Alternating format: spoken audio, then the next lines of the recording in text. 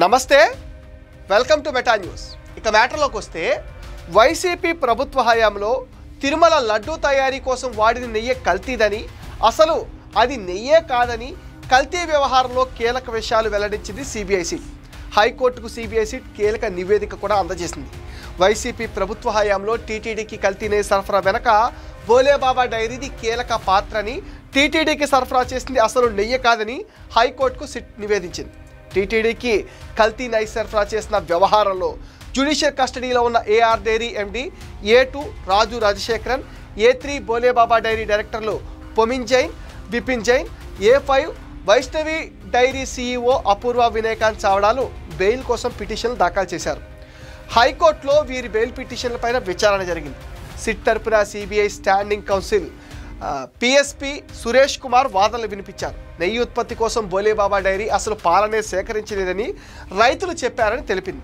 Palm oil, chemicals, ఇతర ముడి పదార్థాలను వినియోగించి కల్తీ నెయ్యిని తయారు చేసినట్లుగా సిట్ తన దర్యాప్తులో గుర్తించిందన్నారు. ముందస్తు ప్రణాళిక ప్రకారమే టీటీడీకి కల్తీ నెయ్యి సరఫరా చేశారని కోర్టుకి వివరించారు. నెయ్యి సరఫరా కోసం టీటీడీతో ఏఆర్ డైరీ ఒప్పందం చేసుకున్నప్పటికీ వెనక నుండి కథ మొత్తం నడిపించింది భోలేబాబా డైరీ అని పేర్కొన్నారు. భోలేబాబా డైరీని టీటీడీ బ్లాక్ లిస్ట్లో పెట్టడంతో ఏఆర్ డైరీ, వైష్ణవి డైరీని ముందుంచి భోలేబాబా డైరీ కల్తీ నెయ్యి సరఫరా చేసిందన్నారు.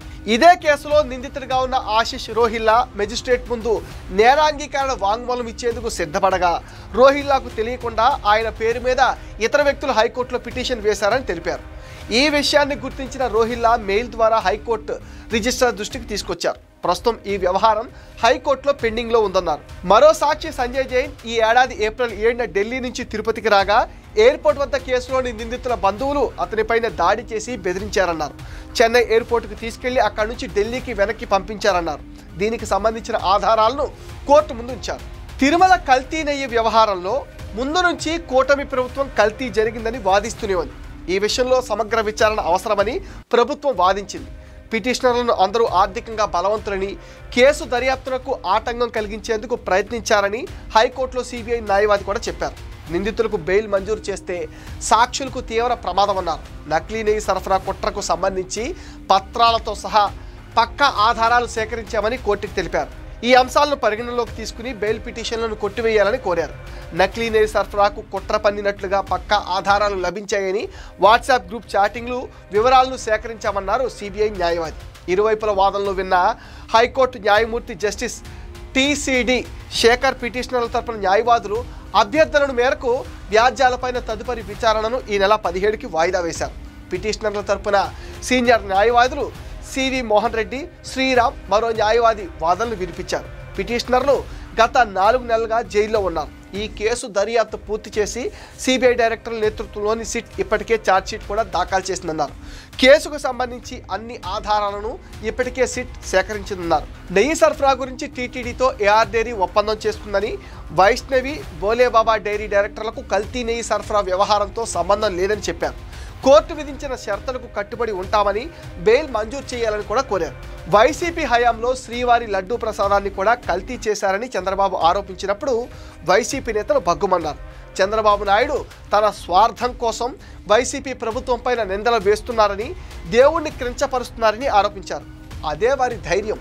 ఎంత తప్పు చేసినా బయటకు చెప్పరని అనుకున్నారు. కానీ అసలు చేసిన ఘోరం గురించి ప్రజలకు తెలిసిపోయింది. సుప్రీంకోర్టు నియమించిన సిట్ ఈ వ్యవహారంపైన పక్కా దర్యాప్తు జరుపుతుంది. అన్ని విషయాలు వెలుగులోకి వస్తున్నాయి. అసలు ఆ నెయ్యిని టీటీడీ ఎందుకు తీసుకుంది అన్న దగ్గర నుంచి పూర్తి వివరాలను సిబిఐ సిట్ బయట పెట్టనుంది. వైవి సుబ్బారెడ్డి మాజీ PAను ప్రశ్నిస్తున్నారు. ఈ మొత్తం వ్యవహారంతో పాటు టీటీడీలో జరిగిన అనేక దందాలు కూడా బయటకు రానున్నాయి. రాబోయే రోజుల్లో కల్తీ నెయ్యి దందా వెనక సూత్రధారులు, పాత్రధారులు గుట్టు రట్టు కానుంది. కోట్లాది మంది భక్తుల మనోభావాలను దెబ్బతీసిన నిందితులకు కఠినంగా శిక్షలు విధించాలని భక్తులు కోరుతున్నారు. ఇది మెటా న్యూస్ అప్డేట్. ఈ వీడియో పైన మీ విలువైన ఒపీనియన్ని కామెంట్ సెక్షన్లో పోస్ట్ చేయండి. మీరు ఇచ్చే కామెంట్స్తో మరిన్ని ఇంట్రెస్టింగ్ వీడియోస్ మీకు అందిస్తాం. అండ్ మీరేం చేయాలో మీకు తెలుసుగా, ఈ వీడియోస్ని లైక్ చేయండి, షేర్ చేయండి, మెటా న్యూస్ని సపోర్ట్ చేయండి, సబ్స్క్రైబ్ చేయండి.